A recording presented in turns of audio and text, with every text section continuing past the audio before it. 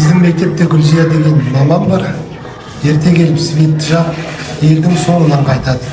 Жүсіпқали Гүлзия Дінмұхамед Қонаев атындағы орта мектептің ең алғаш өз еңбек жолын бастаған жас маман. Мамандығын таңдаудан еш қателеспеген, өйткені оның бойында ұстазда болатын бар жақсы қасиеттердің барлығы Гүлзияның бойында бар. Өзінің ісіне бар жауапкершілікпен қарайды және де мектептің қоғамдық жұмыстарына белсене қатысып жүреді. Бүгінгі өтетін жас мамандар сайысынан Гүлзияға тілейтінім бас жүлде иегері атанып, өзінің ісін әрі қарай жақсы ниетпен, жақсы көзқараспен жұмыс атқаруына тілектеспін. Гүлзия Ердосқызы жас маман ретінде өзін жан-жақты, шығармашыл, өзінің мамандығын жақсы көреді, оқушыларға деген сүйіспеншілігі мол. Гүлзия Ердосқызына жас маман ретінде ұстаздық жолында тек сәттілік тілеймін.